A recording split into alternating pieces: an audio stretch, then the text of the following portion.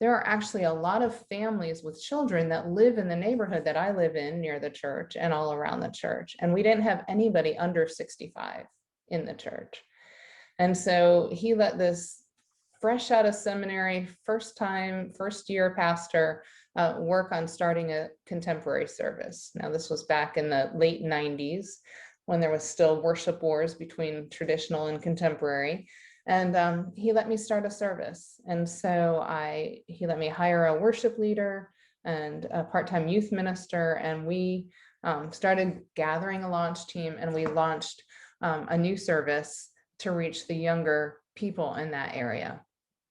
And I fell in love with starting new things like that. And so after a few years, when it was time for me to move, I asked my district superintendent if there were any new churches being started that year in the Florida Conference, and there was one. And so I got appointed to do a parachute drop in Jacksonville, Florida. And what that means is you're appointed to an area, and they actually had bought property there years before in hopes of people moving in to the area. And they send you to an area that you don't know anyone, and you move in and you start connecting with people in the community and inviting them to be a part of a new church. And so that's what I did in Jacksonville, Florida. Now, I love doing that. To me, that was so much fun. But I can tell you, not every church, and not even every Methodist church nearby, is always supportive when you start really knocking on doors and trying to get to know people and bring them in. And so before I even moved to Jacksonville, but after my appointment was announced in the conference, I got a phone call from the pastor of the next closest United Methodist church to where I was going to be.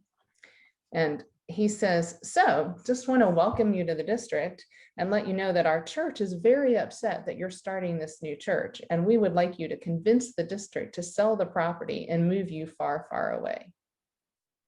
So that was my welcome to the district. Now, mind you, it was me starting the church, just me. I had no people. He had a church of 2,400 people in a different county, in a different school district, across a river, 6 miles away. And so just don't be surprised if not everybody is always super supportive of starting new things. I got to Jacksonville, moved into a rental house because the parsonage wasn't done. And so we got there one day, and the next day we took a break from unpacking, and I took my 2 daughters with me to the pool. This was the community pool. And my daughters were in 2nd and 5th grade. And so they're playing, and within 30 minutes of being at the pool, my youngest, Brittany, swims over with this little girl that she had just met. And she's like, "Hey, Mom, this is Emily. And I was telling her about the new church, and she wants to know where it is." And she had already invited her first person to the new church that at that point existed only in God's heart and my heart, because we had just moved there. We put up a sign on our property. My church was River of Life United Methodist Church. My office was in the coffee shop. Used to be at a Fruit Cove Diner until Starbucks moved in, and then it was Starbucks and Fruit Cove Diner became no more. We met in a high school for the first 3 years. That is our launch Sunday. If you see the little blonde in the front row there, I don't know if you can tell, but she has a laptop, and she's actually, my 5th grader was running PowerPoint for us on our launch Sunday. So you can never hesitate to get your children and grandchildren excited about doing things to get the church going. In fact, my other daughter, the one who invited Emily to church, she invited so many of those people that are standing there in that auditorium that she won the Denman Evangelism Award. Each annual conference gives out an evangelism award every year, one to layperson and one to a pastor. And so when Brittany was 10, she won the Denman Evangelism Award because she invited so many people to that new church. And it was so funny because that's Bishop Whitaker in the picture. And he invited her up on stage. There's 1,000 people in the auditorium because this was annual conference back in the day when it was huge. And he goes to hand her their certificate, assuming she's 10, she's just going to take it and sit down. But she is my daughter, so she looks at the bishop and says, "I'd like to say a few words." And so she had written out a little speech, and she says something to the effect of, "I just wanted to thank you all for this award, and tell you, when my mommy told me that I got it, I was really surprised, and I didn't really understand why, because all I did was tell people about Jesus and invite them to church, and isn't that what everybody's supposed to do? But thank you for the award." So, dead silence. And then she gets a standing ovation, and became the story of the annual conference. But yes, never underestimate the power of children to help you grow your church. We moved out of the auditorium into our temporary building. This was a lovely triple wide. Now, you remember the pretty pool at the beginning? So in our property, we had the pretty pool in our neighborhood, and then we put a double wide and a triple wide on our property, which, as you can imagine, didn't match the neighborhood, but it was all we could afford at the time. That's when I learned the importance of greeting people outside, because people would drive into the gravel driveway, look at the triple wide, and literally drive out before they would come in. And so we realized we had to have people out greeting as people drove in, so they saw that normal people, not like crazy snake handling people, were inside the trailer. Because once you came in, it looked like church. We did a building campaign to get outside of the trailer. And then we broke ground on my last Sunday. I was at the church for 11 years and got everything ready to go. And then I moved, and now they have a building. And I left there in 2011. There's their building on the inside. I went to Wesley Seminary in Washington, D.C., and did a DMin. And at the same time, I was, when I left River of Life, I went on the conference staff for the Florida Conference as the Associate Director for New Church Development, and worked there for several years. And then I was on staff with the National United Methodist Discipleship Ministries for Path One, which is the part of discipleship ministries that focuses on church planting. And all along I was coaching, but now I'm full-time with my husband doing coaching. So that is a little bit of my story. Just so you kind of know who you're dealing with, I'm still an elder in the Florida Conference and appointed beyond the local church to work with churches around the country. So that is me. I wish we had time to find out all about all of you, but I hope at some point maybe I'll come in person and get to chat with you guys. So we are going to start, and I'm not going to have slides up the whole time, but I am going to start with slides here for a few minutes. And we are on session 1, telling your story. So if you have the workbook, this is page 3. Hopefully you have. Yeah. And you'll see on the top of the page, this is none of what we're going to discuss matters if you cannot sell yourself and your new church. And I realize that that is maybe a different way of thinking. Back in the old days, you opened a church and people came, and it was that simple. If they were Methodist and they moved to the area, they came to the church. But things are different today, and we have to be able to tell our story and invite people outside of the church building into our church building. So if you want your message to connect, it's vital to know how to make it compelling.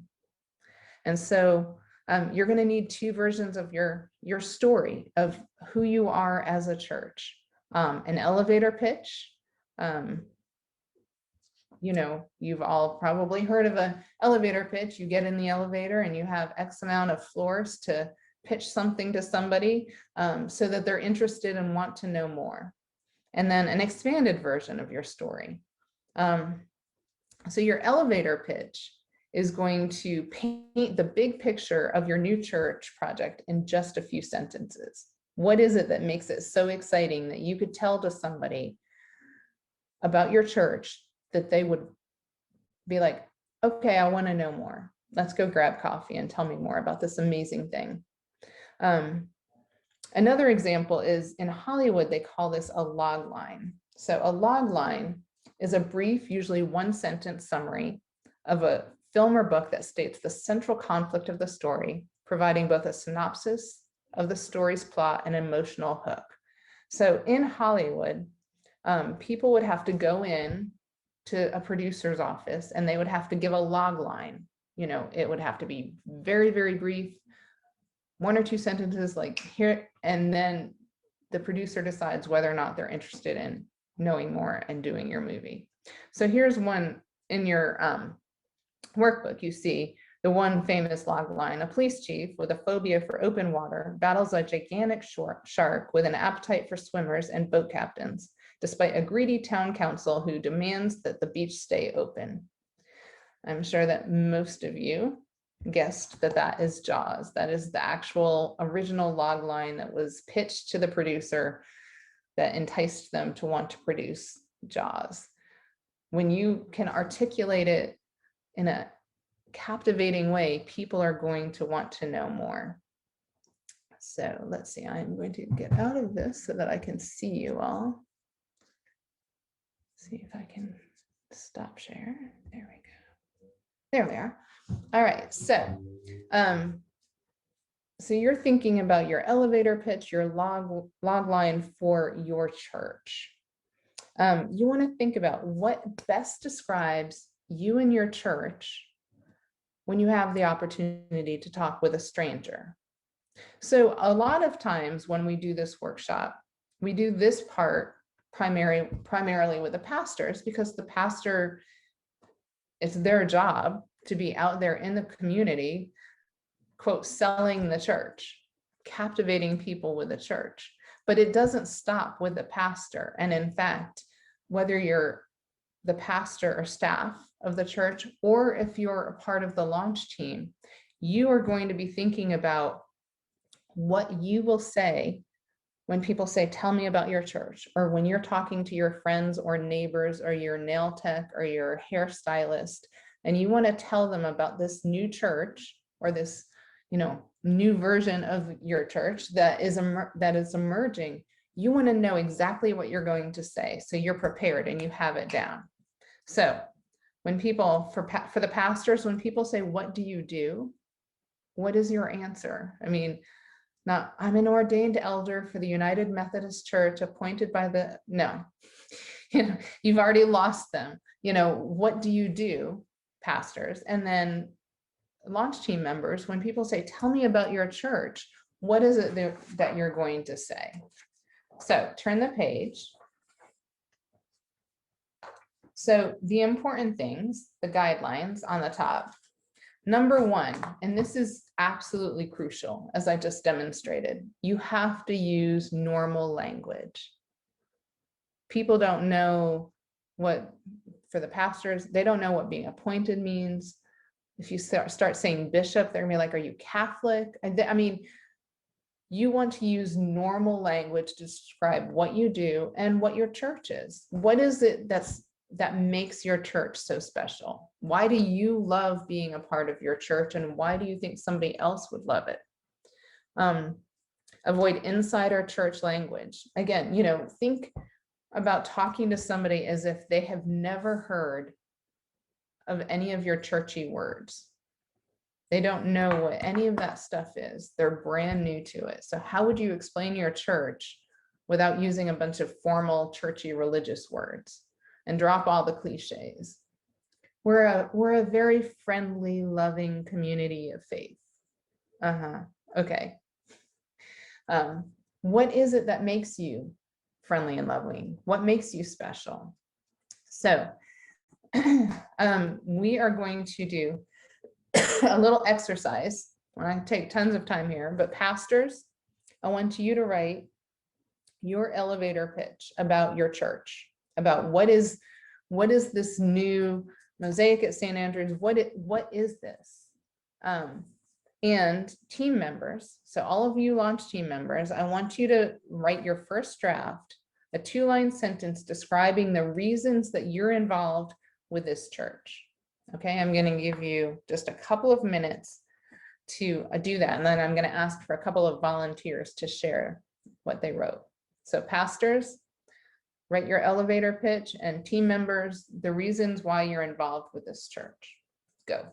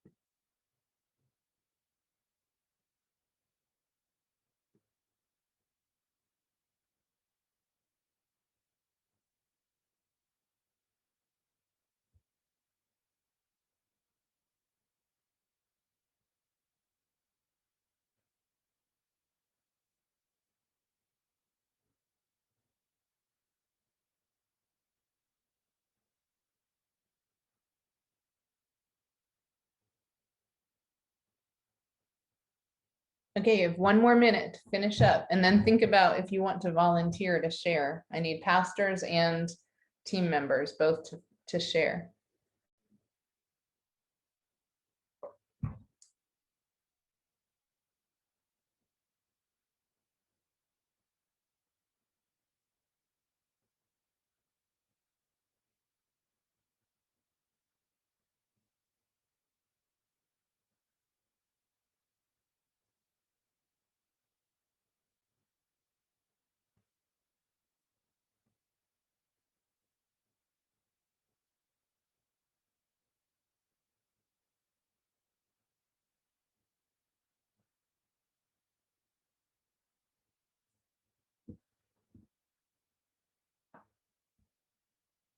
All right.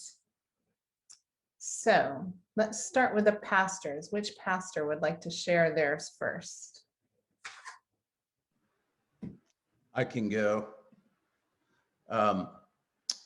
We are a dynamic mosaic of Jesus followers in bringing people together today where everyone is so divided, which is why one of the values we live by is being better together. It's about coming together regardless of age, race, or gender. Mosaic is about finding a community and even a family.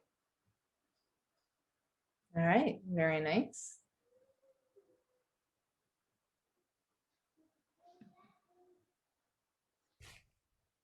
Okay, I wrote down Mosaic at St. Andrew is a community of all ages and nationalities who are growing to love and care for one another like Jesus.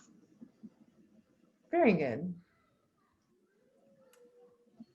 And mine goes, if I'm meeting somebody, hey, I'm one of the pastors helping start up a new church in Beaver Creek, aimed at reaching out and helping people connect with God and others who want to do the same. And we're distinctly multi-ethnic. On any given Sunday, you'll hear 5 to 6 different languages spoken, and we have different worship styles, and our aim is to become a dynamic mosaic of Jesus followers.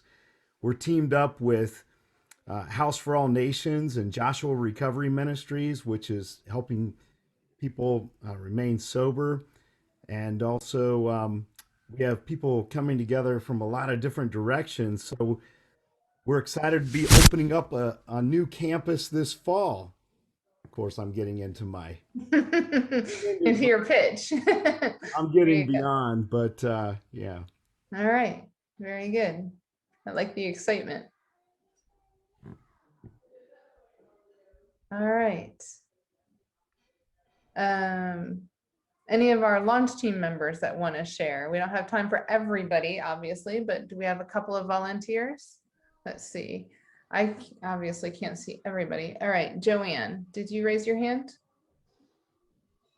Oh, you're muted. Can you unmute?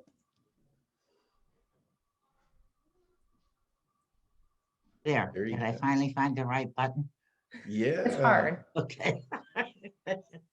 Well, mine is different from what theirs are, but I just said I'm excited.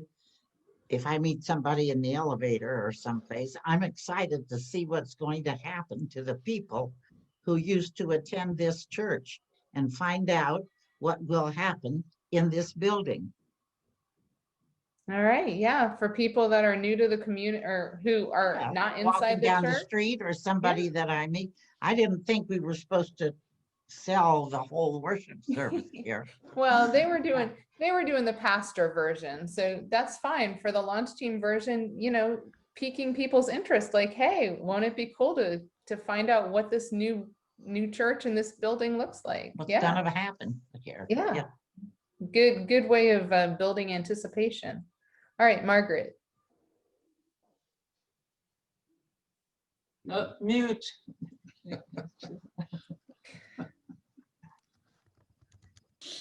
Our church is involved in and cares about the community around us, and we welcome people of all ages and ethnic backgrounds, and we want to share the love of Jesus with everyone.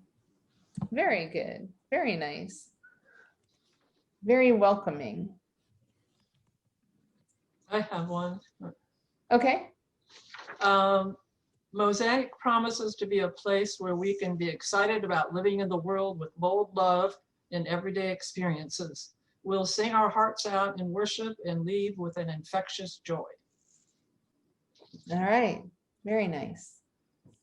Okay, maybe one more. Let's see, let me switch over. Okay, two more. We've got Randall and we've got Connie. So Randall, why don't you go first? Okay, you want? No, you got Okay. a better one probably. Oh, no.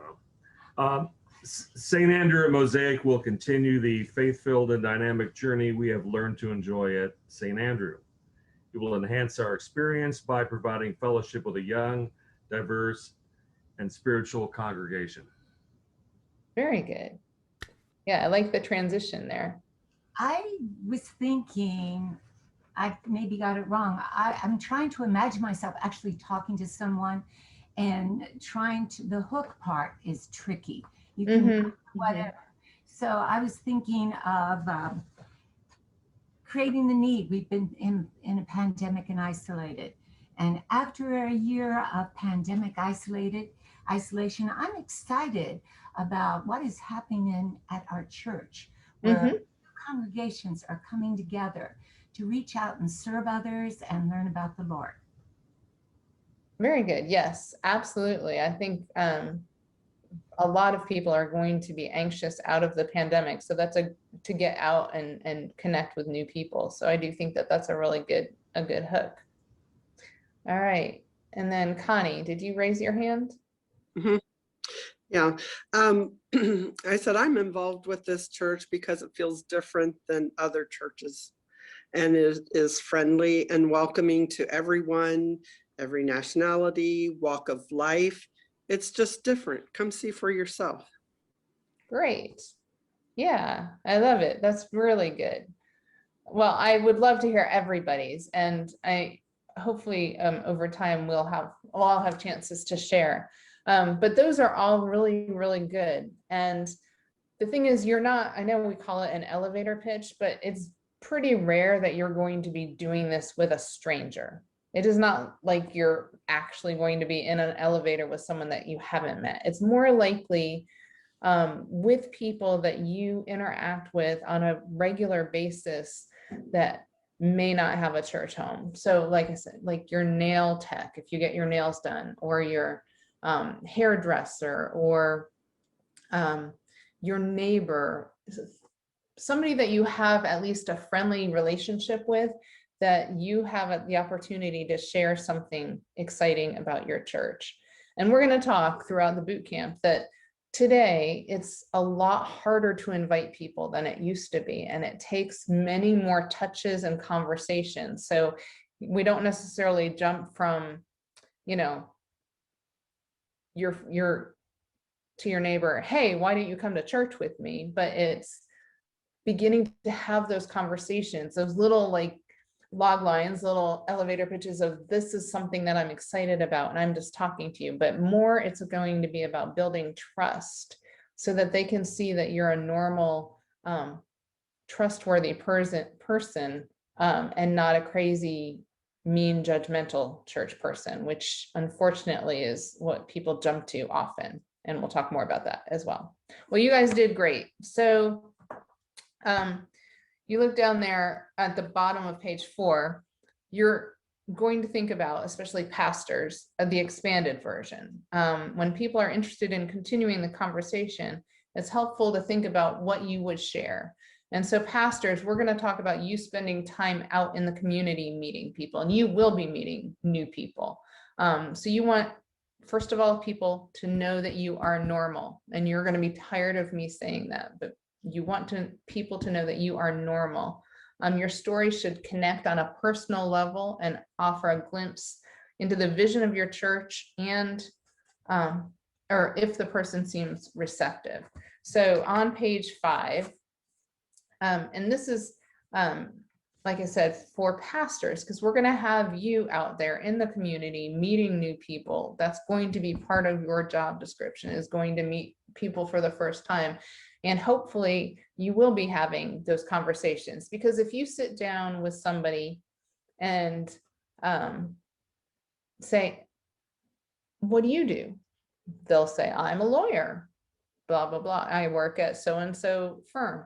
You know, what do you do? And then you have the option to give your little pitch that you just said, pastors.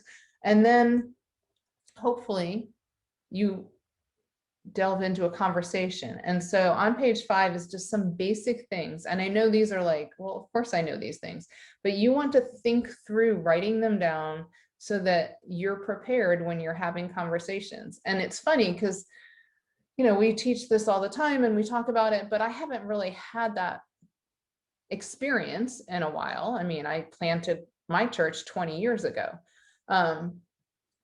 So recently, here in Orlando, especially now that we're more home, I'm starting another business, and I just joined the Chamber of Commerce a month ago in Orlando. And so I am living this right now. I go to these events and somebody says, so what do you do? And then, you know, I have to have my elevator pitch, I have to have my expanded version. And so I'm telling you, if you've gone over it and practiced it and you've thought through all of this, it's so much easier than trying to think of it in the moment. So we're not going to do this while we're sitting here, but pastors, just take some time. This is your homework. Jot down some of those thoughts and kind of be prepared to share them as appropriate with the different people that you interact with in the community. And as you outline your story using these prompts, it can also be used as part of your About Me section on your website. You know, it doesn't just have to be, I graduated from blah, blah, blah, but you know, this is some of who you are, and it gives a little fun in, you know, I love Ohio State, or, you know, I mean, you want some personal things that people can connect with in your story. And then you'll see where it says at the bottom, it says important. So at the end of every conversation, and launch team members, this can apply to you too. At the end of every conversation, if you're talking to somebody who seems really interested in knowing about the church, you can always ask, is there anyone else who you think would like to hear my story? You know, if you've been sitting there talking with somebody for half an hour and they've been asking you questions and they're really fascinated with your story, or they're interested, don't be afraid to say, hey, is there anyone else that you think would like to know my story or would like to hear about the church? Sometimes those referrals end up being the one that ends up joining. May not be the person you were talking to. It might be the one that they refer you to. So I always ask if they have someone to do. So homework for the pastors, work on your story, crafting what you would tell people in an extended conversation. All right. Questions about any of the storytelling, elevator pitch sharing before we move on? And I can't see everybody since there's 2 screens, so just unmute yourself and say something.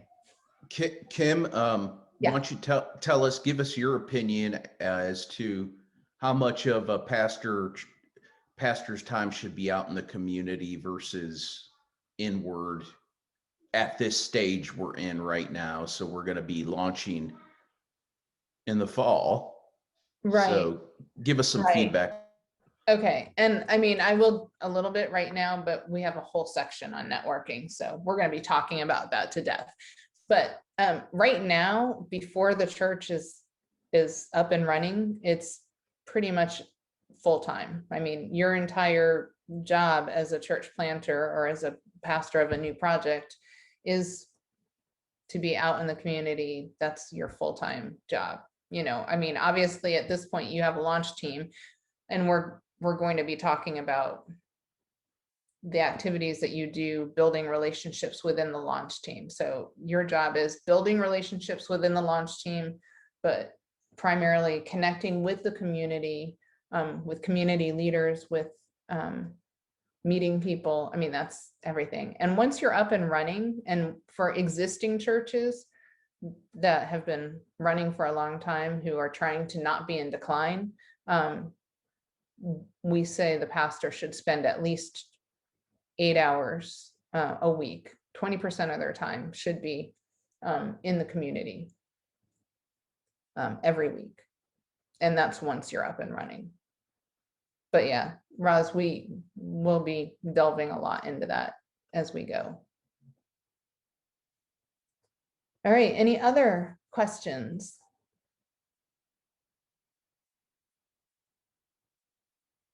All right, we'll turn the page to page 6.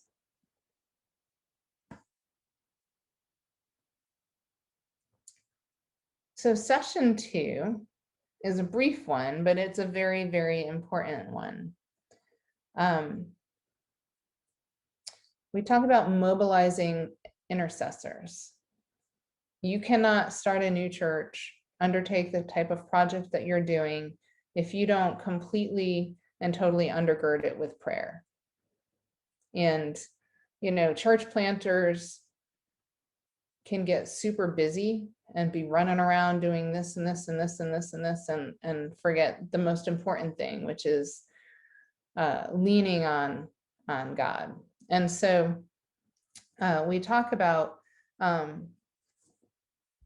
we ask the pastors to create an intercessory prayer team. So there's kind of 2 parts of this. One is the pastors, and pastors putting together an intercessory prayer team that is going to be your go-to when you need stuff prayed for this church plant. So if you are, you're praying for something that's happening within the launch team, or you're praying for, you need a drummer, whatever you happen to be really worrying about, praying about, you're going to put together a small group, like of 5 to 7 people that are your go-to prayer people. Now, all of the launch team members, you are obviously undergirding this with prayer. And if you have friends and family that are also prayer warriors, please feel free to ask them to be praying for this project. But pastors, when it says, who should you invite? You want to invite on your intercessory prayer team. You don't want people from the church. You want this to be separate because there's confidentiality things. Sometimes things are coming up that are more confidential that you can't just talk about within the church. So you're talking about like seminary classmates or, friends from old churches that are prayer warriors. You want people that when you call and say, hey, I have a prayer request, they are on their knees and they are praying. This isn't the, oh yeah, I'll pray for you kind of basic. It's serious prayer warriors who can keep confidence. How many? 5 to 7, and communicating with them. You can set up just a text group. You can set up a private Facebook group, however you want to communicate with them. Just find a consistent way that you can communicate their prayer requests and give them updates, because people who are truly prayer warriors, who are going to be praying for the things that you're asking, they like to be updated. They want to hear how things are going. So create a format that you can also keep them updated. I have a couple scriptures. Let me see, just to undergird this, see if I can share this.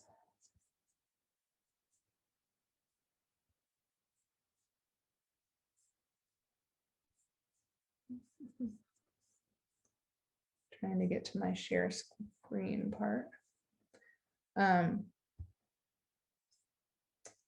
So the first scripture, just when we're thinking about what this means in terms of the importance of undergirding your project with prayer. So in Exodus, Moses said to Joshua, choose for us men and go out and fight with Amalek. Tomorrow I will stand on the top of the hill with the staff of God in my hand.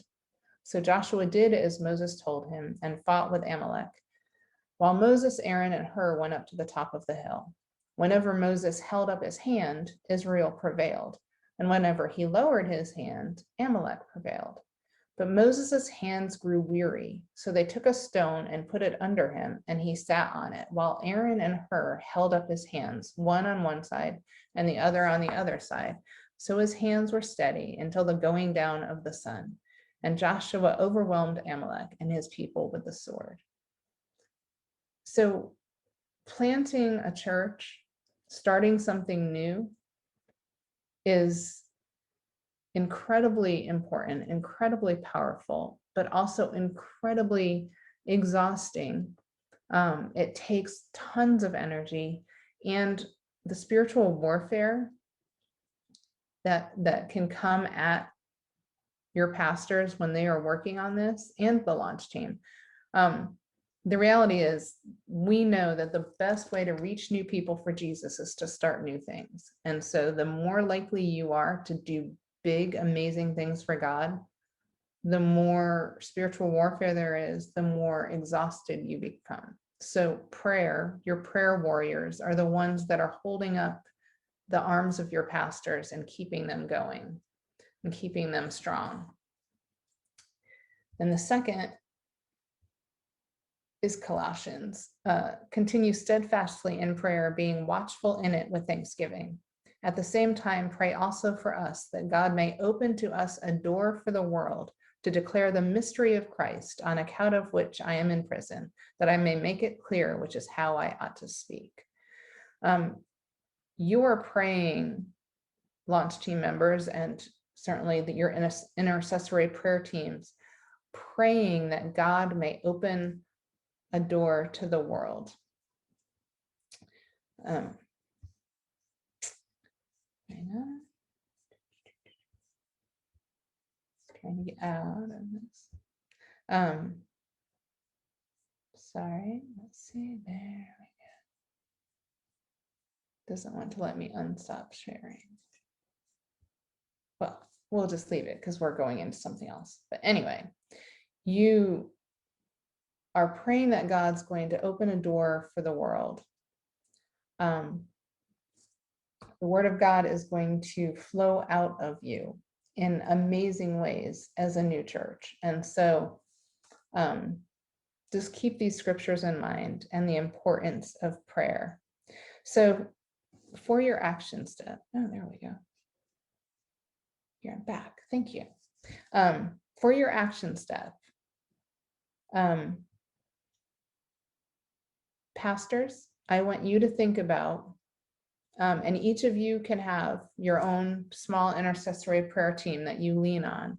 I want you to think of 4 to 7 people that you are going to ask to serve on your confidential prayer intercessory prayer team. And we're just going to take a couple minutes. You have time after to think about it. Launch team members, I want you to think about who in your life do you know that is just very strong in their prayer life that you can send a message to, or that you can call and talk to and say, I'm part of this new launch team for this new church, and I would love it if you would be praying for our success and praying for how we're going to connect with the community. And would you be okay if I came to you with regular prayer requests about the progress of our new church? So everybody write down a few names of people that you can think about. And then your homework after this is going to be in the next 3 days, either send that email or make that phone call and talk to the people about being part of your prayer team. Don't underestimate the importance of this. All right, you have like 3 minutes.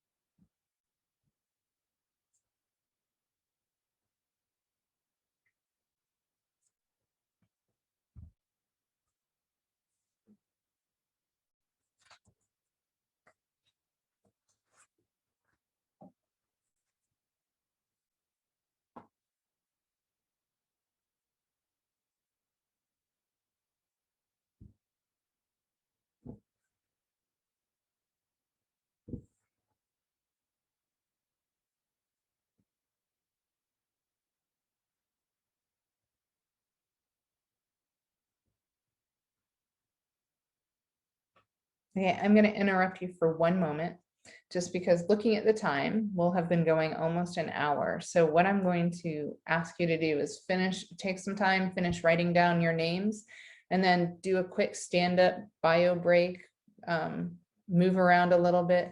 And between writing down your intercessors' names and taking your break, let's reconvene at 7:30, because I want to make sure that you all have time to stand up and move around and get some more coffee or whatever you need to do. All right, and then we'll be back at 7:30.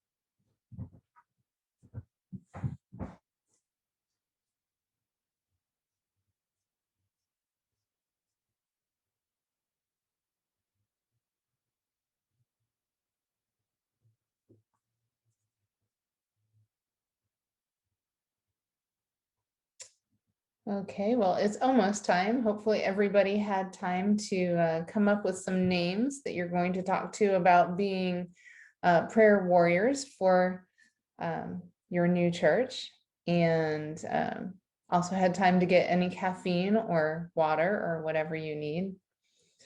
I know if I drank caffeine right now, I would be up all night long though. So I envy those of you that could drink coffee. All right, so we are on session 3, creating missional alignment. Now, we're trying to do this, of course, it's a little bit complicated on Zoom and different pages of Zoom people and all of that. So we are going to do our best to try to have a little bit of conversation within all of this. So missional alignment. So look at the top of the page 7, the one formula you need: mission. What's your mission as a church? Plus your mission field. Who are the people around your church that you're hoping to reach?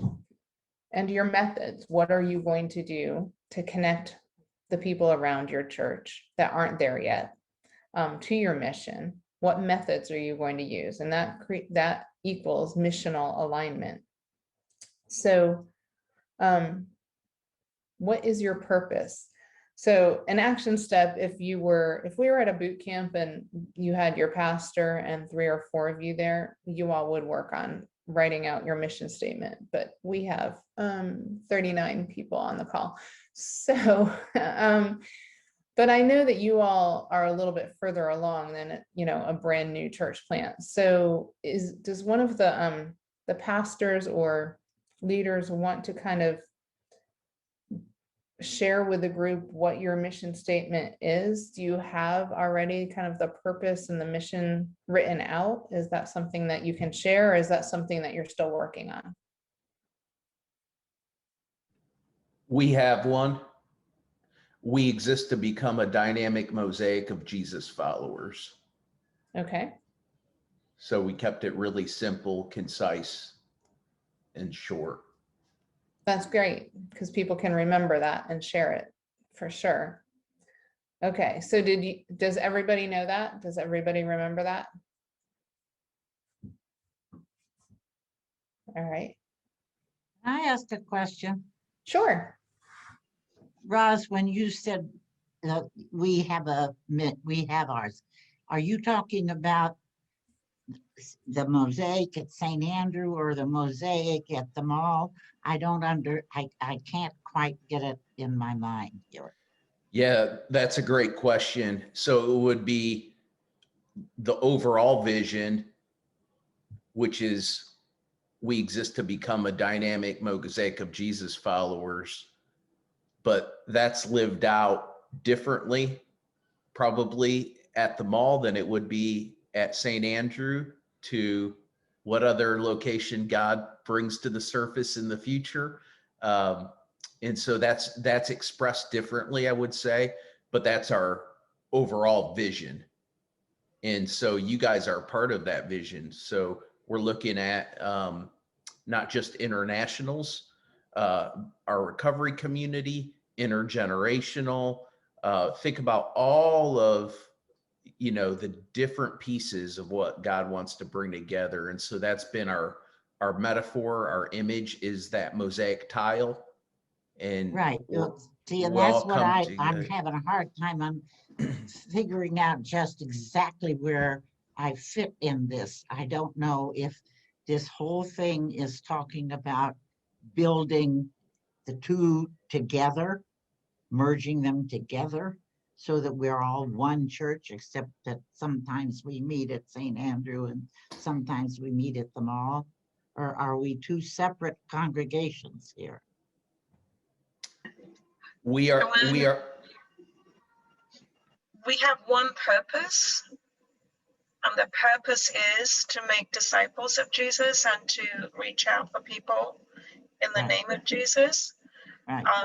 So that doesn't change regardless of what location we're at. Right. Does that help? Yeah, but when I talk to somebody, if I, in the elevator, am I, if I can find an elevator, am I supposed to tell them about the church at St. Andrew, Mosaic at St. Andrew, or, well, we have two, this is what I don't know. Yeah. No, Yeah, Joanne, that's a really good question. I Yeah. love that question. That is so good. Joanne, we are one church, a couple different locations. You can simply say that. And if they say, oh, what do you mean you have two locations? You can say, well, we're at 350 North Fairfield, right next to Fairbrook Elementary. And they'll say, oh, I know where that is. And you can say, yeah, we've been there, St. Andrew, but now it's Mosaic at St. Andrew. And we have traditional service and we have Mosaic contemporary service. And there's place for your kids. You'll love it. And I was wanting to say you were wanting to know what your place is. Your place is the love that holds it all together. You're that the mortar in between all those tiles that holds it all together. It is God's love that holds it all together. Okay. Thank you. Thank you. Thank you. Yeah, thank you. Thank you for the question, Joanne. I think that is an important clarification as people are thinking about how do I tell my friends about this. So being able to say, we're one church with many, with multiple locations, that's a very clear way to say it. It's all Mosaic, but we have different locations so that we can reach more people in more neighborhoods. And I was thinking too, Joanne, that if they said to you, oh, well, I had a bad experience with a church. I'm not so sure I want to be in a church building. I'm a little intimidated by that. Then you could say, well, we have a location at the mall, at Fairfield Commons Mall. Mm-hmm. Yes. Yeah. Well, and so actually this is a great lead-in conversation to what we're talking about in terms of missional alignment, because where you're talking about the mission alignment, the mission field, and the methods. So your mission is the same. Your mission field is different for each location because your neighborhood or your community right around your location is going to be different in the mall and at St. Andrews. And so you're reaching different people. And then your methods are going to be different. You're going, the service is going to be different in the mall as opposed to at St. Andrews. And so you're adapting those methods to the people that you're hoping to reach. So we've kind of talked about the mission statement. So the mission field is, who is it that you're trying to reach? So you all know who you are. You're already in the church, but obviously you want to reach new people and bring them into the Mosaic family. And so it's important to identify who it is that you are most likely to reach in your community. Now, let me just be upfront and say, everybody is welcome to come into the church. Anybody. It's great to have as many people as possible, as many different people as possible. But the reality of any organization starting is that there are certain people in your community that you're most likely to connect with. And so identifying, this is the group that's kind of our target group. Everyone else is welcome, but we're going to start with this target group and then move to the next target group. So you want to think about who, my husband Jim likes to call them the unchurched Harry and Mary. Who, if you were to picture in your neighborhood or in your community, and I haven't been to your location, so I don't know what it's like, but if you were to picture those people outside in your neighborhood that are walking by, driving by your church that you're hoping to invite in, what are they like? So I have a list that we're going to kind of go down on page 7. So who is right around you? So thinking about the people in your neighborhood, what is most likely their church background? You know, have they been Protestant, you know, Methodist, Baptist, Lutheran, Episcopal? Have they been Catholic? Have they been evangelical? Or do you have a lot of people that are duns? You know, they went to church as children or young adults and they got hurt by the church and they left. Or nuns, like, you know, we do have a whole group of people now that have grown up in homes that never went to church. And so that's a whole nother group. And so it's helpful to know what kind of, and certainly demographics like Mission Insight will tell you some of that. And I'm sure y'all have pulled all your Mission Insight demographics and statistics, but, you know, thinking about who is in the community. For example, when I started my church, I had a lot of duns, a lot of people that had tried church and left. But I also had a specific group of duns. I had like 45 former Catholics that ended up in my church. There was a very big Catholic population, and a lot of them had left the Catholic Church and ended up in the Methodist Church.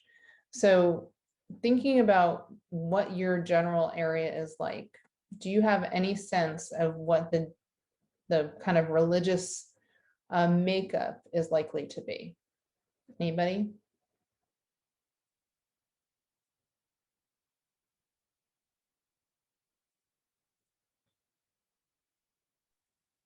Think about your neighbors, your friends.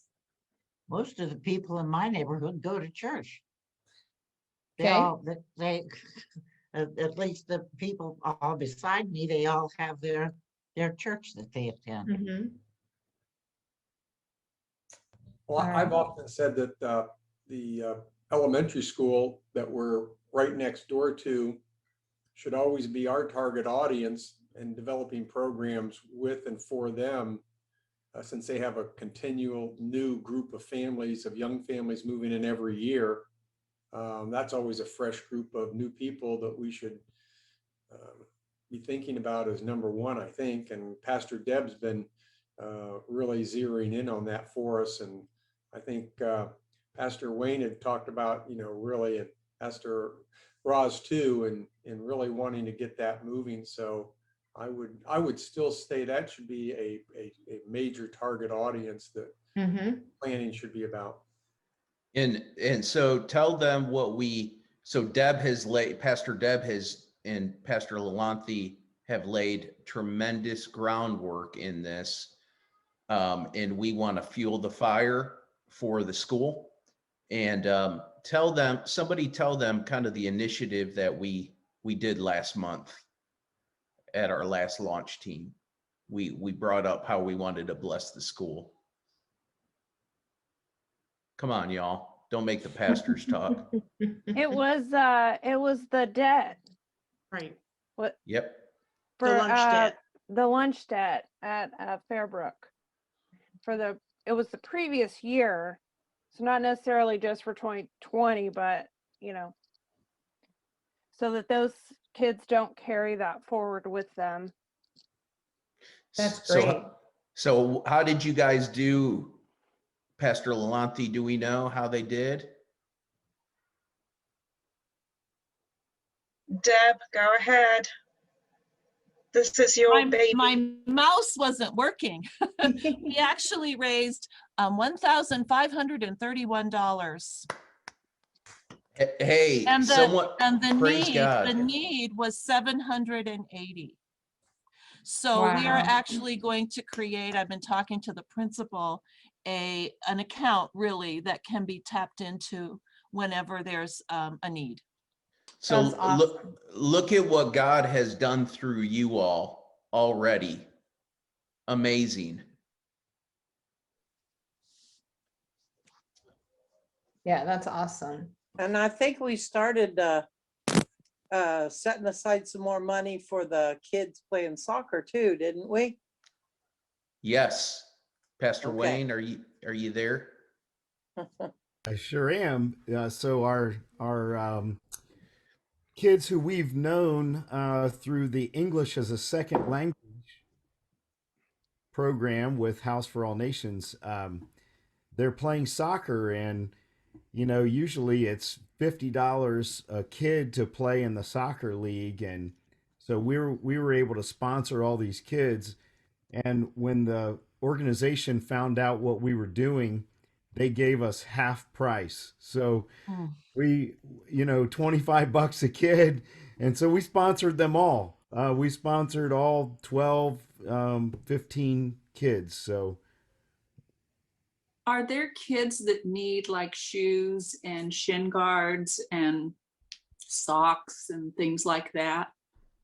yes, because some of them grew out of what they had in the Do fall. every year, Right. or did. I'm sure they still do. Yeah, so we'll continue with that. And then Donna Schaup has done tremendous work with the Giving Garden already in getting people excited. They St. Andrews had this great Giving Garden to bless the community, and so we're pouring gasoline on that fire and watching God go. Donna, go ahead and just share what you've been up to with that. This is our seedling foster time, and we now have 19 families fostering seedlings right now. Typically, we have about 10 to 12. So almost half of those, we have about 8 of those families are from Mosaic at the Mall.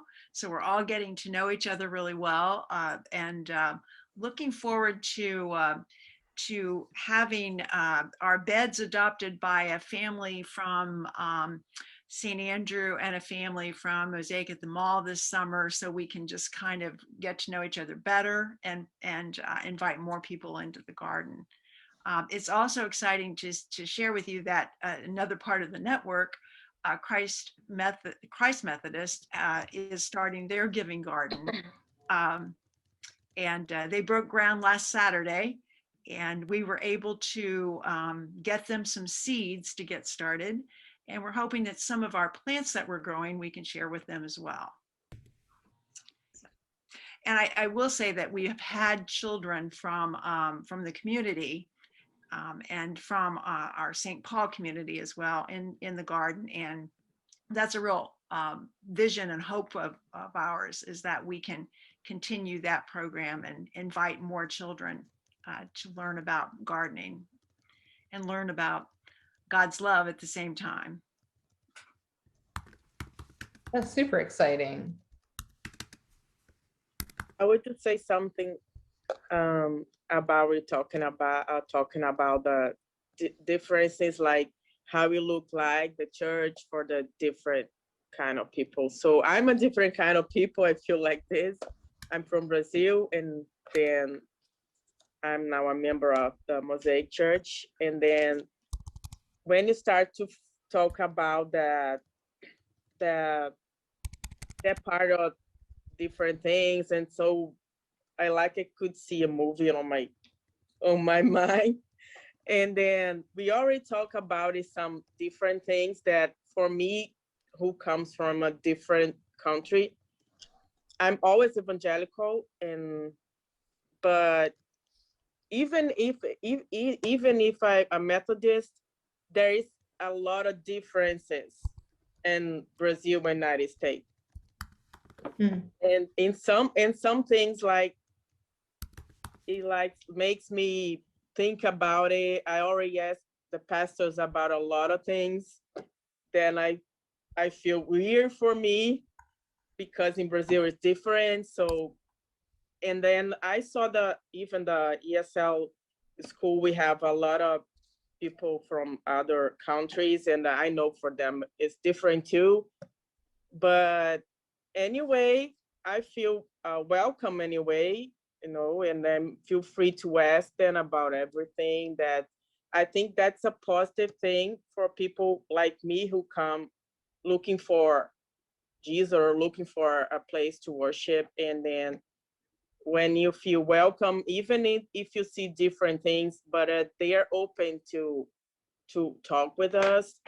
And we have different kind of people, so different ethnic. So I think that's what make me feel comfortable. So I want to share with all of you. Then I'm very excited about the Mosaic San Andrew too, because if I'm 40, but my grandfather was a Methodist pastor, and like years ago. So I grew in a like traditional one, and transitional like contemporary. So I like every kind of worship. I love choral, I love traditional organ, and then I love band, I love the contemporary too. So for me, like, doesn't matter how you worship.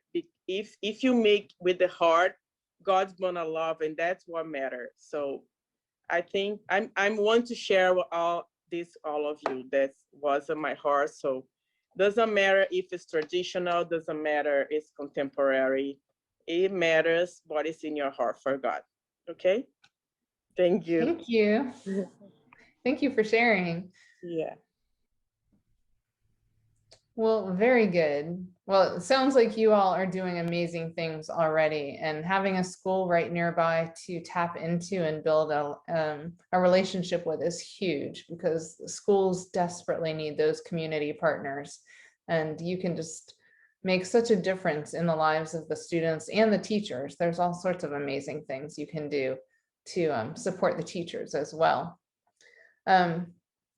So thinking about your mission field. So we've got the school. So you have that potential of parents and kids and teachers that you can connect with. And then going down this list, and we're not going to go deep dive into all of them, but just, and I don't know the answers to them. You all have to fill me in. So locals or transplants, what that means is in your neighborhood or community, are there mostly people that have lived there for a long time, or are there a lot of new people that have moved into the area recently, or is there a mixture? Can y'all give me a basic summary of kind of what your neighborhood community around the church? There's both, really. Yeah. There's both, but right, Pat, being close by, there's a lot of people who are transferred here for periods of time and then leave. So there's a lot of that, I guess. And so that's, a good pool there. It's kind of funny because Bill and I are a little distracted right now watching out our window here because we're getting our new neighbors just closed and are getting ready to move into the house across the street. So, but I do agree. And in the neighborhood surrounding, there is always a transition. All right. Well, Yeah, good. I just wanted to say one more thing. With this particular list, for St. Andrew, we had that opportunity to go through a lot of these points when we were involved with MCCI. And I think we could probably, at least for, sort of the St. Andrew neighborhood, if you like, the St. Andrew campus, we can still rely on that information to sort of put it, because it's been so many months, it's been more than a year now, to kind of maybe pull that out, and that would also help remind us about our surrounding community as far as our target audience goes. Oh, that's great. One of the Teresa, things that that you've done stands that out, work. one of the things that stands out for me is just from the Mission Insight was the population of single parents in our area. We have quite a lot of with single moms that was identified for us. So put that together with the school, and I think there's another really good opportunity there. The neighborhood for the Mosaic at the mall is basically a new neighborhood for us, because we were fairly new and we were meeting in the theaters, and then we moved all around all over the place as nomads with COVID. And so our home at the mall is still fairly new. But even though we're near Wright Pat, there's a big hospital near us as the mall. And I think some people actually walk in the mall for their exercise. And I don't know if Erica's on here or not, but you know, she's tried to make the space through the week, you know, interesting, accessible to like the mall walkers. And so I think there's a lot about our neighbors, and there's a ton of businesses around us because we are in a mall. There's a bunch of our neighbors that we don't really know a lot about yet. So, you know, since that we've just started in the mall, there's like a whole world of people there. We have all kinds of space, and you know, we're still pretty new. You know, the Mosaic, our congregations is, I think, going on 4 years, but we've never been in the same place that long. So, you know. Well, that's exciting too, especially, you know, the last year obviously has been COVID, so it's been a little harder to meet your neighbors. But yeah, so St. Andrews has the elementary school right there, and Mosaic at the Mall has, you know, all of those. Okay. Stuff. Yeah, I mean, there's so much that connecting that can be done with the managers of and the workers of the stores in the mall.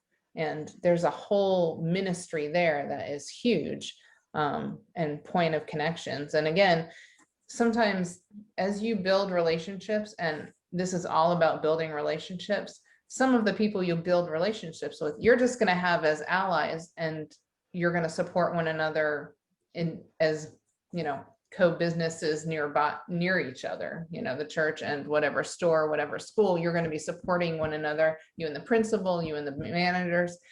But as you build trust and relationships and allies around each of the church locations, whether or not those specific people end up coming to your church, if they believe in you and trust you as an ally to their business or to their school, when they know people are looking for a church, you're going to be the first place that they think of to tell somebody, you should go talk to Mosaic, because they're incredible people. Yeah. Well, and we even have, like I said, the hospital, and I think there's even like a hotel complex, like right across the street, you know, that's people that are transitional, you know, in town for a weekend. We could make a way to be, you know, welcoming to them. And the piece that we are gearing up towards is the prayer walking and the prayer driving. And so, as you've mentioned, the businesses at the mall, it's real vital for us as we're walking the mall, or, you know, in the vicinity, Stephanie, you know, when you're driving past a hospital or there's an apartment complex, all the businesses in between the mall and North Fairfield. Important to pray for those opportunities. Absolutely. I think another community that's close to Mosaic at the Mall is Wright State University. There is a bridge that crosses over from Wright State right to the mall, basically. Our UMW circle has been affiliated with a very small group at Wright State, and it's with kids that have been emancipated out of the foster care system that are now at college. So there's a whole community there as well that's literally on Mosaic at the Mall's doorstep.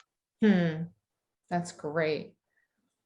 Well, we won't go through bit by bit, because it sounds like you guys have done a lot of this work, which is awesome. But as you know, as you're pulling out your demographics and looking at the report you put together before, just, you know, as you're looking at the community, these are things just to keep in mind as you're painting a picture of who you're most likely to reach, and what are the similarities that they have, and what are the differences? What are things that you know, need to be aware of as you make those connections? So you're going to be thinking about who you're reaching first. And then on page 8, how will you do this? You guys have already figured this out. So like I said, some of this is for people that are just starting churches, like they're not, you know, working with a launch team as large as yours, they're just still figuring it out. But you all obviously have already figured out your worship styles and different options that you're gonna offer. So the methods you already have. Am I right? You already have all of your you're gonna do the different kinds of worship. Yeah, we do. And I've invited 2 pastors. They're on our staff team, but with Christ Church Network. They're kind of they're either in current roles, they'll be planting someday. And so Chris and Sam, as you're hearing this and you're kind of going through that manual, think now some of those pieces. We hit the prayer stuff, and then, hey, what does this thing look like? You're envisioning, you're dreaming, your worship experience and those things. So good steps. We're going to kind of skip over that because when we originally kind of got together, we said we wanted to do a traditional worship celebration done very well. And we're going to do, a modern worship celebration. And this is going to be a beautiful dynamic mosaic. All right. So yeah, so you guys have done a lot of that work already. So we're gonna jump on to page 9. So mission alignment occurs when everyone understands and embraces the formula. You remember, mission plus mission field plus methods equals mission alignment. And so you have this picture of the country, and I want you to imagine a train, and the train is leaving San Francisco and it's heading to Miami. Okay. So everybody gets on the train, they're all excited, we're going to go to Miami, they're all having fun, and the train makes a stop in St. Louis. Well, some of the people, a couple of the people on the train, as they've been kind of moving along, and some of the initial, yay, we're going on a trip, excitement wore off, they started getting kind of grumbly, and they decided that maybe they didn't agree with everything that was going to happen in Miami. So they decide that they want to try to talk the trip leader into changing and going to New York instead. And so they try to get some people to go along, and they're like, no, we want to go to New York. We don't want to go to Miami anymore. So if the trip leader says, okay, sure, we'll just go to New York instead of Miami, what do all the people that joined the trip to go to Miami feel like? They're not very happy, right? They're like, no, boo, it's cold in New York. No, they want to stay true to the vision of the trip. They want to stay true to the mission. They want to get to Miami and do what they were going to do.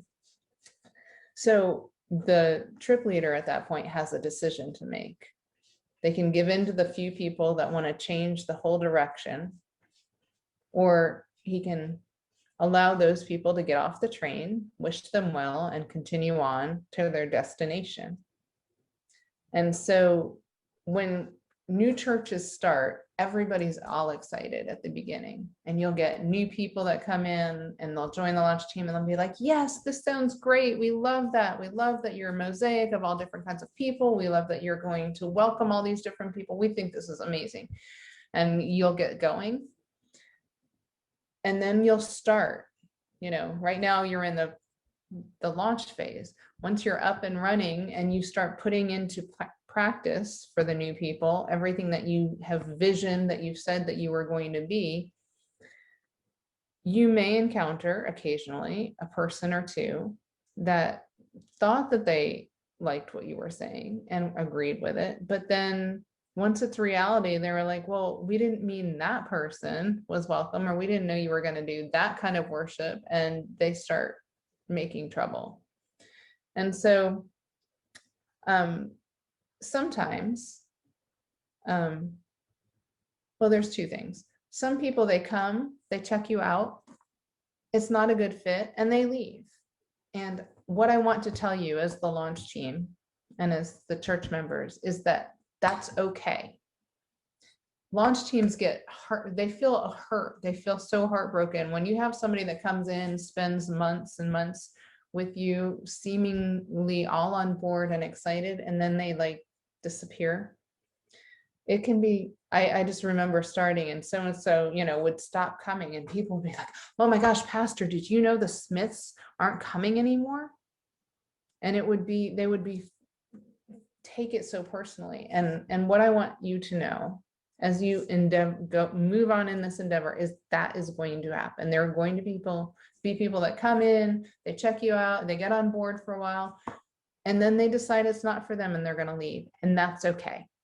And I don't want you to take it personally. That's just, it's a place for people to come check things out, and sometimes it's a fit and sometimes it's not. So release yourself from feeling badly or responsible when it's not a good fit for somebody. It is better for somebody who it isn't a good fit for to choose to leave as opposed to stay and try to make you change direction and create all sorts of drama.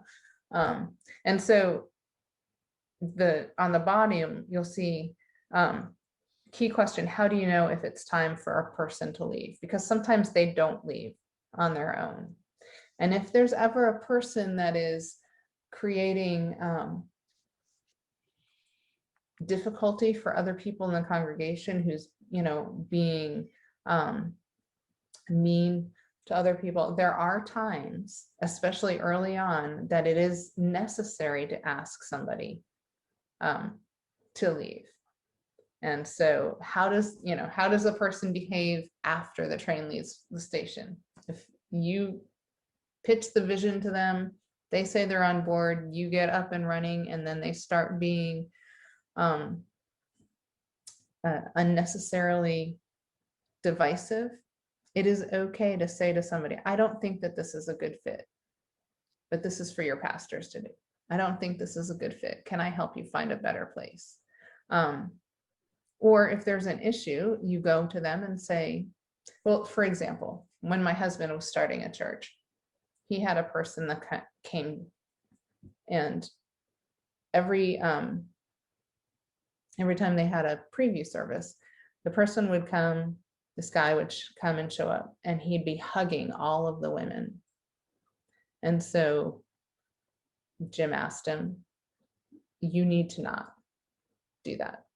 This is a safe place for everybody. And so the next month he's standing there talking to some women, and as he's talking to them, Jim's talking to them, he sees their eyes grow big as this person is walking up behind Jim. And the guy comes up, gives one a hug, gives the other hug. So Jim and another gentleman from the church go to him and say, we really need you to stop doing that, or you will not be welcome here anymore. Next time he came, he did the same thing. They took him out and said, you're not welcome here anymore. You know, they tried to give him grace. They tried to ask him to stop, but at some point they said, no, this is not the place for you. And so just be aware that as new churches, you're like a baby. I mean, you have to be cared for, and you can't sustain that kind of inappropriateness or drama. So at number 3, if the person represents a viable threat to your vision or to your non-negotiables, if they are against a certain group of people that you're welcoming, anything like that, just know that it is okay to ask people to leave if it's not going to be a healthy thing for them to be in the church.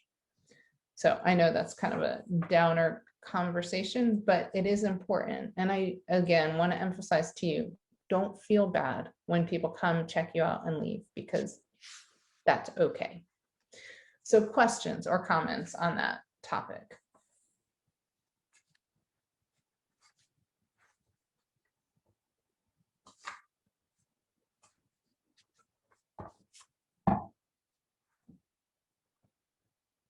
None? Everybody's good? All right. Everyone's like, yeah, of course. Okay. This is like the healthiest group I've seen. So, and you have amazing pastors leading you. All right. Well, I'm glad we got that out of the way. Okay, so moving right along, because we have a lot to cover and we want to get as much in as we can before 8:30. So session 4, volume and critical mass. So one of the things that, one of the biggest reasons that new churches fail is that they launch too soon without critical mass. And the number one question, how many adults do I need to launch my church? And the answer is, it all depends. So you've heard it said, without a vision, the people will perish. But without people, your vision will perish. You have to have people. So how groups grow numerically, you see the little triangle there. So if you start at the bottom, church planter. Now, just think, you guys are way ahead of where we're starting here, because we're starting with one person, as if you had just the church planter. And then that person gets a few people, they get a few more people, they get some more people. And this is when you're just gathering people together. So this is kind of where you are right now. You know, you have some more people, you have pastors and you have some more people. So you have, you're starting with a really great foundation. So then you come to critical mass. After critical mass, you have a crowd and then a bigger crowd. So what you have to decide with your pastors is, what is your critical mass? What is it that, and so if you turn the page, we're going to talk about that. Why is critical mass essential? Well, it gives credibility to a watching world. So think about if it's Friday night and you're downtown and you want to go out to dinner. And you're walking along and thinking about going to this restaurant, and it's like 7:30 Friday night, and you walk by and there's like 3 people inside the restaurant. What are you going to do? Are you going to go in and eat there? COVID or pre-COVID? Pre-COVID. Pre-COVID. Thank you, Wayne.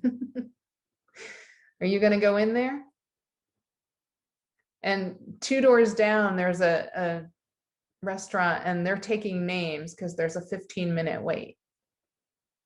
Now, while it's great not to wait, do you really want to risk eating the place that has 3 people on Friday night at 7:30? Or are you going to wait for 15 minutes to get into the place that obviously looks really good?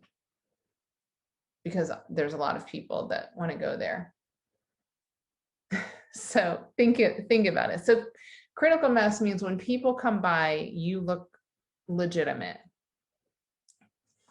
Here, let me see. I'm going to share this one picture. So it's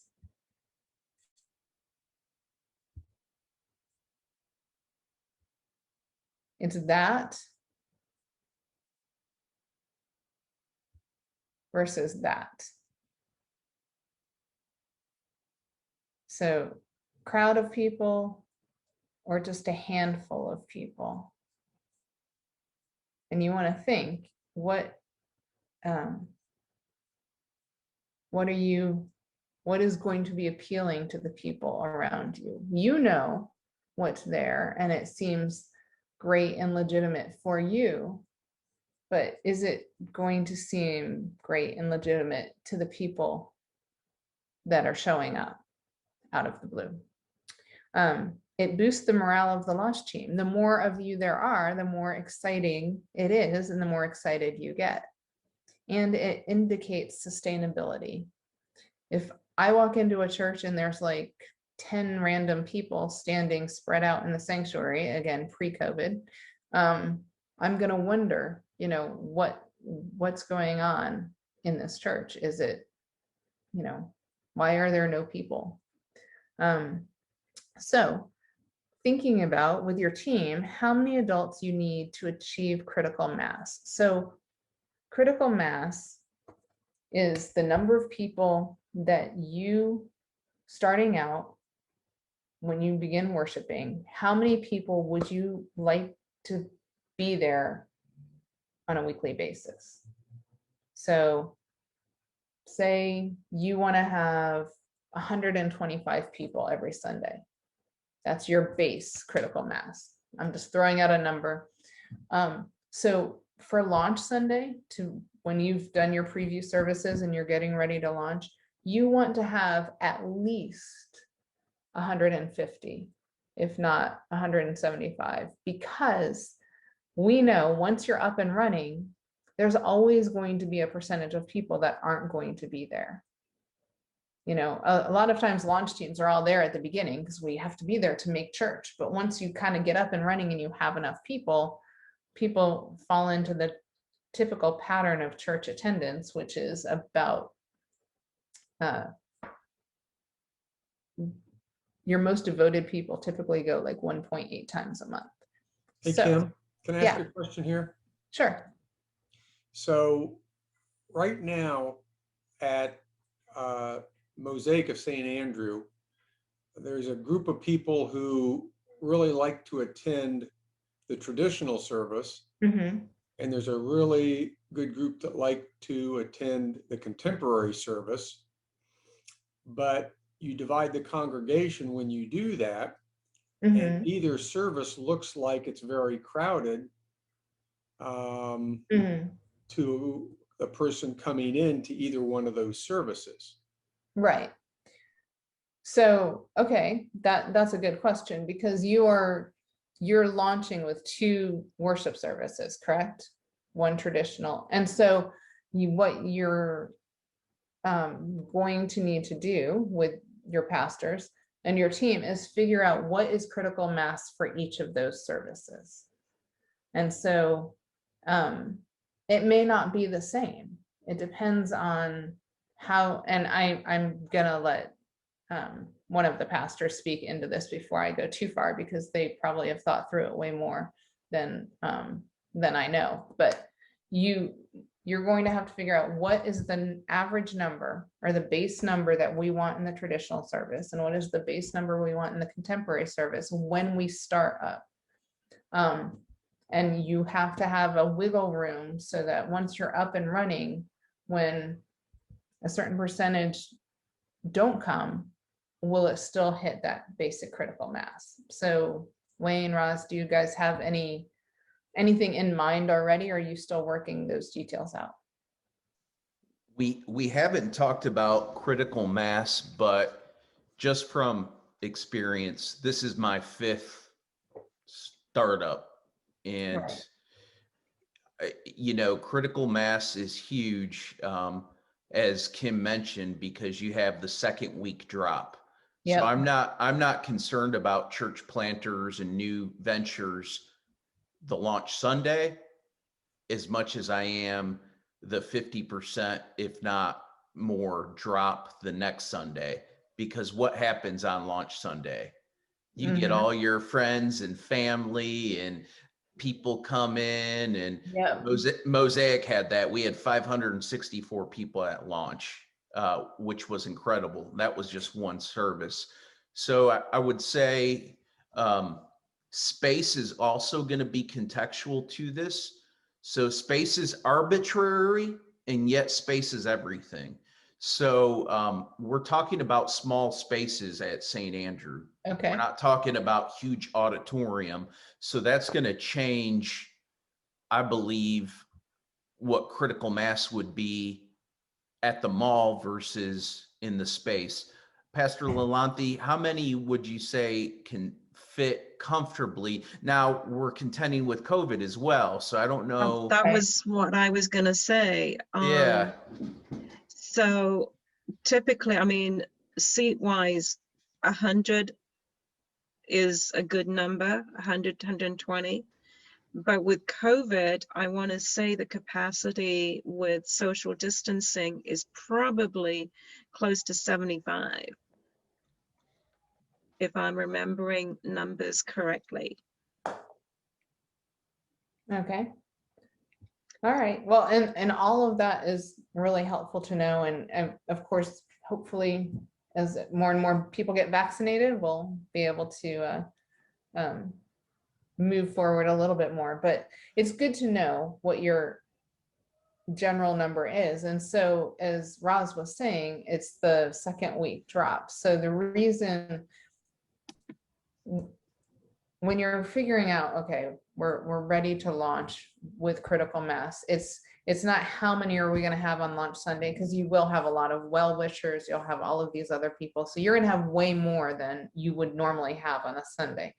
What is going to tell you that, and we're going to talk tomorrow about preview services and things like that, is how many people do you have coming to your preview services leading up to that. And you want to make sure that you're hitting, by the time you're ready to launch, that your preview services are hitting really close to what your critical mass is. And I would say this, folks, you're going to be overwhelmed on launch Sunday.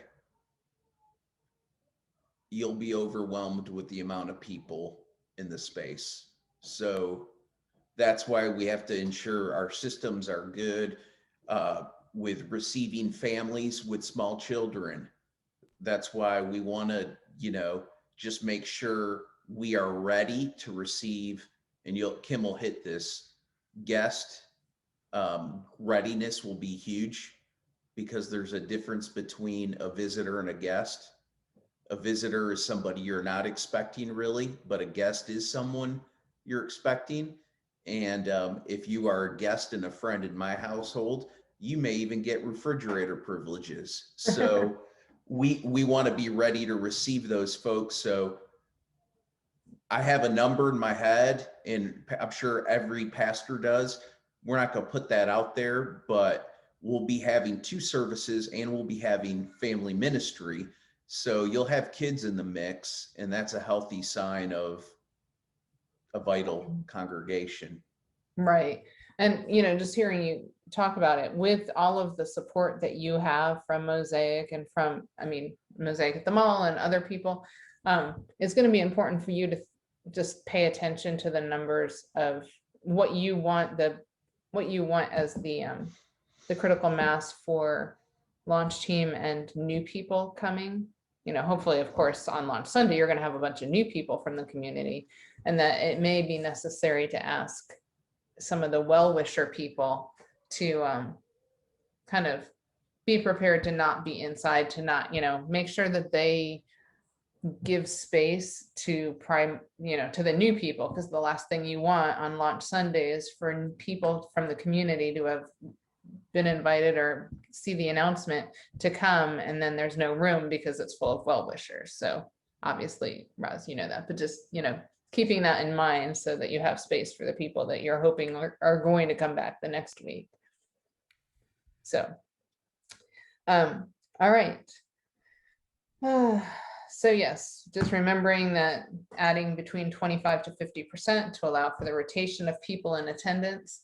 Back in the day, people went to church pretty regularly. Today, it's a rotation, and it's not bad. It doesn't make them bad people that they don't come every Sunday. It's just the reality of the world we live in and life. And so, you can have somebody who comes to your church once every 2-3 months. And if somebody asks them, oh, where is your church? Are you a member of a church? Absolutely. I'm a member of Mosaic. And you might only see them once every 3 months, but for them, they're a member of the church. And so it's a different mindset, and it's a slightly different world these days. So just being aware of that. All right, we have a few minutes left. So I just want to, we're not going to have time to do the whole next session, but I do want to we can kind of preview it and then jump into it in the morning.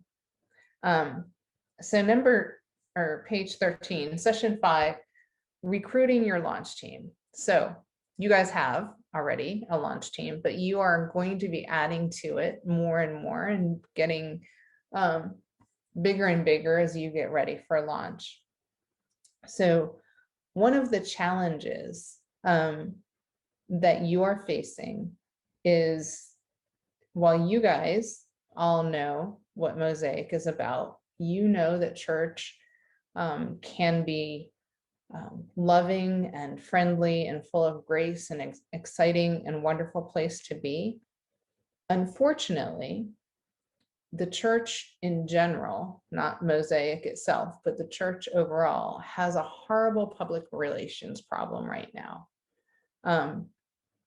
If you were to type into your computer, if you go to yahoo.com, Yahoo is the best one to try this on in terms of how it autofills. But if you go to yahoo.com and you start typing in, why are Christians so? And you know, it autofills the top searches. Pretty much every time you do that, why are Christians so? And if somebody does it, they can read them out, but it's why are so Christians so mean, so judgmental, so hateful, so anti this, so anti that. The fact that it autofills with all of those words and all of those questions means that that's what people are looking for. Why are Christians this way? And part of the problem is if they don't walk into a place like Mosaic, all they know is, oh, this is Google came back with persecuted at the top. That's interesting. So all people outside the church world know is what they see in the news. And they see stories about places like Westboro Baptist that, you know, pickets at people's funerals, and this says horribly hateful things about veterans and LGBTQ people and all sorts of things like that. And so they see in the news all of the hateful things that so-called Christians say about other people and other groups. And so we are combating that because they don't know that we're any different until they get to know us. And that's why building trust and relationships is so huge. You know, it's unfortunate that people have such a negative view of the church, but the gift of what we have to offer is we get to change people's view. We get to let them see that there are Christians that are very loving, that are very grace-filled, that are very justice-oriented, that do welcome everybody, you know, and your very name encompasses that we want to welcome everybody. So we're going to be talking about building relationships within the community. So in recruiting your launch team, reaching new people is a contact sport. And thankfully, we are coming out of COVID. I have been working with pastors who have been planting in the middle of COVID. One person who's hit the ground last January to plant, just as COVID started. And so thankfully, you will hope your pastors will be able to get out and network in person with people. And so some of it will still be online, but hopefully more and more of it will be out. So you'll see in networking, waiting for people to just show up at your new church is not an effective growth strategy. You can't just put a sign out. You can't just say, oh, look, we have a great church building. They're going to walk in and find us here. That worked 50 years ago, but it does not work anymore. And so you have to go to where the people are. And so tomorrow, when we start with networking, we are going to talk about all sorts of different ideas for your pastors, and certainly the launch team members. You all can do the same things, but we're going to talk first. We're going to have one section really focused on what the pastors can do, and we're going to have one section very much about the launch team and invitation. But I will leave it at that we're going to have some exciting conversation about networking and some great ideas and video examples and things to get you guys wound up and ready to go out and connect with new people. Because at the end of the day, it is all about going outside of the building and connecting with your neighbors and your friends and figuring out how to build enough trust and relationships in your community that they're like, oh, these are amazing people and we want to be a part of what they're doing for God. So that is what we will start with tomorrow. And I will turn it over to Roz and Wayne to close us out with any housekeeping details and prayer before we leave. Pastor Wayne, why don't you kind of give us a summary? So thank you so much, Kim, for taking us through material here that is certainly quite new to me.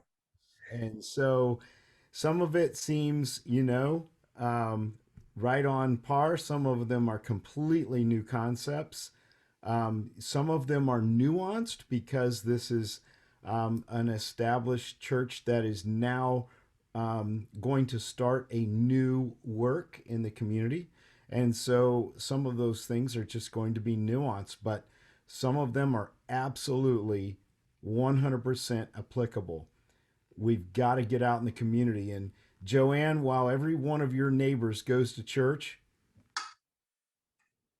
I don't think that's the case for everybody in Beaver Creek. I don't think that's the case for the people through the region. I don't think that's the case for many folks coming on base. They won't have had a church, a home church. They will have moved away. They're looking for a home. They'll need to graft in and graft in quickly. Students who are facing an epidemic of depression and anxiety are going to need a safe place to harbor. And whether it's at Mosaic at 350 North Fairfield because they enjoy the traditional service, or they need someone with wisdom that they can talk with and relate with, and they're going to find that. Hey, listen, let's start praying now. So this is a good way for us to close out tonight, and then tomorrow morning let's start fresh, 9 to 2. And I know that Kim will be good about our biokinesthetics, whatever, and so we won't have to sit here from 9 to 2. She's going to give us some breaks and all that. So thank you all for being on. My question to you is, who needs to be on this tomorrow? Because it was so riveting, it was so incredible. There's somebody that who wasn't on tonight who needs to come to tomorrow, and you need to invite him. So be praying about that. Let's close in a word of prayer. Thank you, God, for going ahead of us, and Lord, for this new work that you want to do in the region, to reach out to people who are disconnected, disinterested, and disenfranchised from your church, God, and that you would use us to be able to help people and build a bridge so that people can connect with you and with other people. And Lord, to find that your love and your grace meets them where they are, meets us where we are, and meets each one of us on this call where we are. And you love us enough not to leave us where you find us. So thank you for the time that we've been able to spend tonight, and help us to hit it tomorrow. God, give us good dreams tonight of what it is that you want us to become. Give us your vision. God, may we join you in what you want to accomplish, not so much what we want to accomplish, but on earth as it is in heaven. In Jesus' name. And all God's people said, amen.